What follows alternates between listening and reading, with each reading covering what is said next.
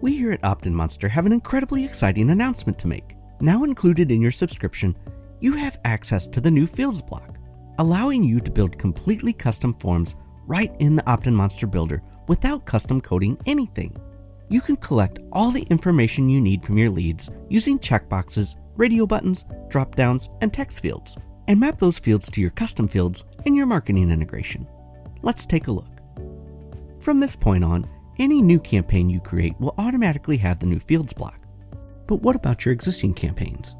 It's simple. We've created a way to migrate your existing form to the new Fields block.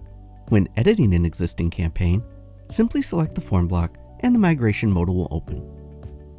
Just click Check It Out Now to migrate your existing form to the new Fields block, and that's it. We've made every effort to ensure that it looks great and functions just as you'd expect after the migration. If you encounter any issues, simply undo before saving your changes and contact support for assistance.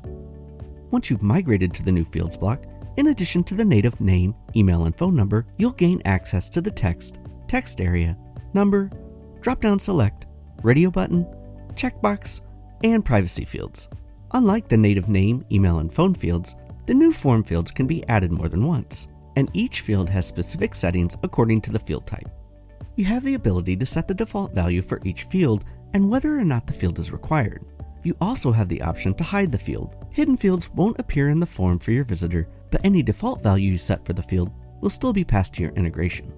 And when it comes to passing information to your integration, you'll want to pay special attention to the field name.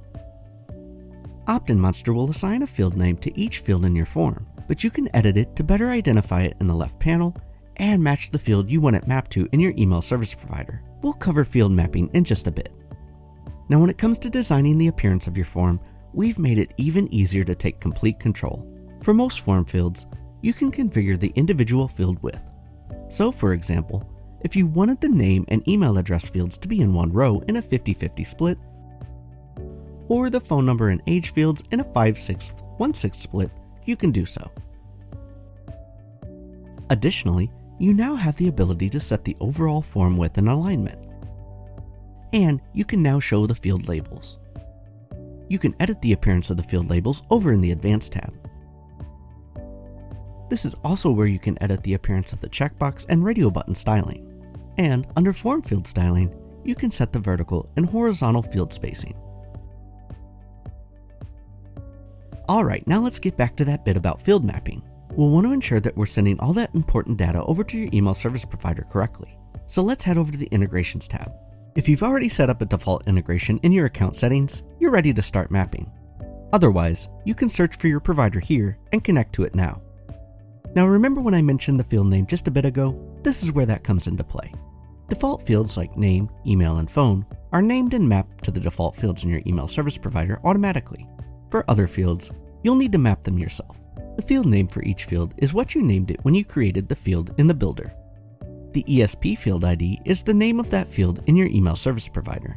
Your job is to match or map the fields in your OptinMonster campaign to the same fields in your email marketing provider. Now, each provider handles this part a bit differently. Some email service providers let us pull in the list of fields you've already created in their platform. In that case, you can simply select the matching field from the ESP field ID dropdown. Others don't let us pull in those fields automatically, so you'll have to know their field ID names and copy and paste it in. If you don't already have a matching field in your email service provider, you might be able to create it from here, then map your field, but again, that's only if your email service provider allows it.